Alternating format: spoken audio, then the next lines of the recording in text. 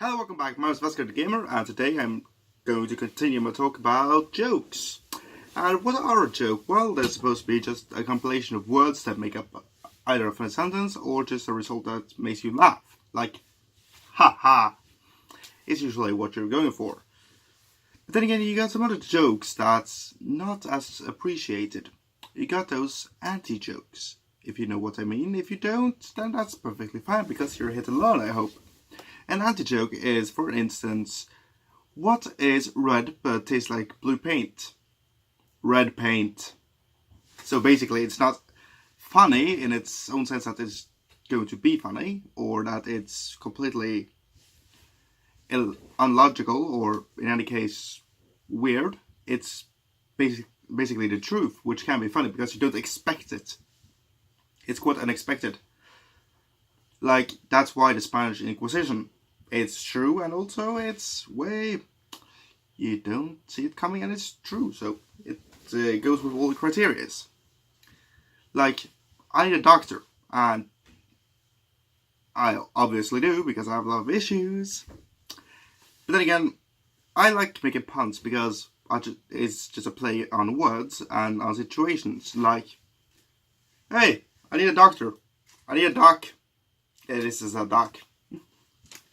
For instance.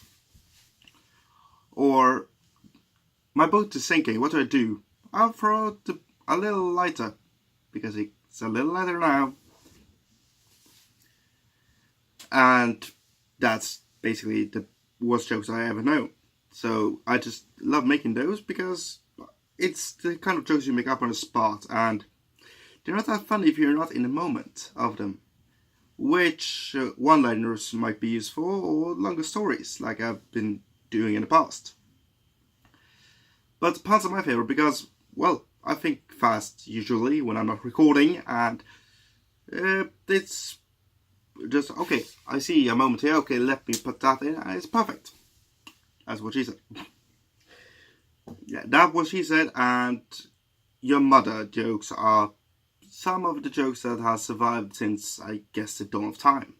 Since the dawn of mothers, basically. And it's interesting, some of them, but others are just, why?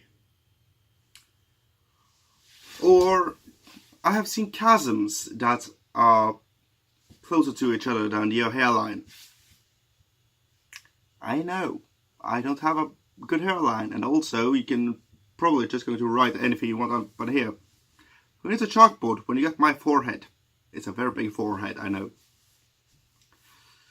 And I just love making jokes about everything because I don't take myself seriously, as you probably have guessed after 270 videos, yes. And I just think that is a good way to look at yourself. You should be able to laugh at yourself. Don't put yourself or others on top of a pedestal. Because some of us have a fear of heights, and it's a long way down on that pedestal. But going back to jokes, I just think that, okay, if you have a joke about me, far away, because I might enjoy it. I've been used to sponging by both figuratively and literally for, yeah, that was my entire childhood, basically. But 6 and stones, you know, breakfast. And insults can be funny in their own way as long as they're a bit humoured. Like an insult where it's your face.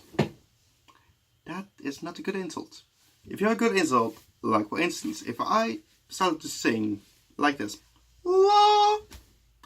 and you told me that I sounded like a pregnant whale, I would probably agree, because that is, first of all, thank you, because I love whales. And secondly, well, I still think I can hear things that's underwater right now because my ears are fucked up still.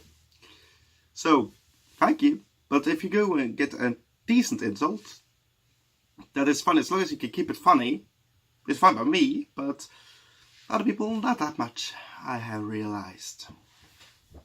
And that with Tourette is very good combination. I'm not supposed to joke right now, we're in a funeral. Don't joke at all. Hey, can I have 5 minutes outside, please? Thank you. Because if you're in a stressful situation, my response is always make a joke. Which is rarely a good plan. And that's just because people don't really enjoy us jokesters when we're in tense situations. Like, for instance, a funeral, or perhaps, I don't know, just being in a hospital makes a lot of people very tense, and I completely get that because I have a fear of needles. I don't know I'm needy, but I don't like needles. Then again, being in a hospital, well, I have to do that sometimes, and if you're going to need a blood sample, fine. Go ahead. But as long as when you're done, please suck it up. I told the vampire he didn't take that, that's funny. But anyway, when I'm in hospital, I get quite tense and make a lot of jokes when I'm there. And I remember once, because I met the most stupid nurse ever, because this may sound like a joke to you guys, but it happened to me and I am bloody annoyed over it because it's one of the oldest nurse jokes. I had a tablet that I need to take, one medicine to sleep at a time. If I take it around 8, I'll be asleep by 9 and yay, day rhythm works. On the other hand, what happened here was I went to bed, got woken up at 11 o'clock. Which is fine if you're going to stay up. And she woke me up to say that she brought me the medicine for sleeping. That made me quite furious. Because just half asleep, can you stop? You know that I snore. You could hear that snore on the other side of the mountains. And still you chose to wake me up to say that I hadn't taken my sleeping medication. Are we in the oldest joke now? You idiot! But I couldn't leave it here. Well then, you woke me up completely. And then I was going to take a medication which doesn't always work. So, thank you. And so I had to stay up all night because I couldn't get to sleep again because I was just mad. And also hyper, because 5 minutes after I wake up completely, I'm just... Let's do something. Can we play something? Yes, probably. Should we do some gaming? We're in the hospital, we can't. Damn it. Yeah, that's me 5 minutes after waking up in the hospital. So I just went to the cafeteria, and they had forgotten one thing there. An entire plate of apple pie. Guess who ate that entire plate in less than 2 minutes? Guilty. Or I'm not guilty at all, actually. I don't feel guilty at all. That is what they call retribution. You can wake me up and it screw up my entire day rhythm. That's fine. As long as you give me a plate of apple pie. That's perfectly fine by me. And that's because, well, I love food. Or rather, I devour food. I have never taken the time to eat properly on a plate. Just one little bite. It's usually done. Do we have more? So I'm looking forward to next Monday because I'm then going to stay at a hotel and having a buffet. Buffet is very nice for me. My weight, on the other hand, is not that good. So if any of you have any plans of inventing a gravity destabilizer, which would make everyone on the planet weigh a bit less, gravitational force a bit less, let's say, we take it at 95% because then everyone who weighs about 100 will go down to 95. Then I can eat 5 kilos of food. Yay! Thank you! That would be lovely. And also, I have an amazing tolerance when it comes to food. I can eat and eat and eat and never get tired, basically. Then I would stand up and my weight distribution at that time is, oh, we're going to fall over. I remember a few times where I have lost my appetite completely. I don't like that because, well, joking matter aside, I love food way too much, and I know that I have looked like a football with legs before. A hairy football. Damn, I look like the Sasquatch at some point with long hair and, well, me being big. Or shorter, also midget Sasquatch. Damn it. Then I knew it. And then you got... I loved actually playing a bit of sports when I was younger. Like Frisbee. I remember once I played Frisbee with a friend of mine and it came closer and closer, then it hit me. I forgot we played Frisbee. And we have lots of other jokes like that. Because jokes are a funny thing, because you can introduce them into anything, in my opinion. A funeral, a ceremony, an operation. And that is why there are lots of jobs that I could never have, because I would make jokes all the time. Like, let's say, babysitter and a cop. What do they have that is combining both their jobs? They often take people who are resisting arrest. A kid who doesn't want to sleep is what happened to my... I don't like it when my entire fortress... Bye! A toddler is often resisting arrest. A bank robber is also resisting arrest. I don't like it when my train of thought just scatter all over the place. I don't want a grenade brain right now. Grenade brain, that could be amazing. Kaboom! Anyway, or in a plane, just... Hey, what is this dive button over here? A lot of people would get that as a joke. Some people just... What did he say? I don't like this, pilot. And so you have anti-jokes, which are not supposed to be funny, but then again, you realize, oh, you were serious. Okay, fine again. Then you got jokes that are supposed to be funny. You got realistic jokes that is play on, basically, it's how it is. You got racist jokes, which are problematic. Then you got offensive jokes, which are made for being offensive towards others. Like, let's see, me with bad eyesight, okay? When I joke about the people who are blind, I am not going to make it the worst joke I can think of. And also, I have, well, asked for permission. Is it okay if I joke about it? Okay, fine, let's go. It's free for all now. So that is fine, I guess. Then you got very physical jokes, which are, well, you got slapstick humor, as you all know. You got puns on the other hand. Slapstick humor is, yeah, more, I would say that is more American-based humor, while the more sarcastic and irony-based are more British humor. That's also very dry humor, which are sometimes considered very bad humor.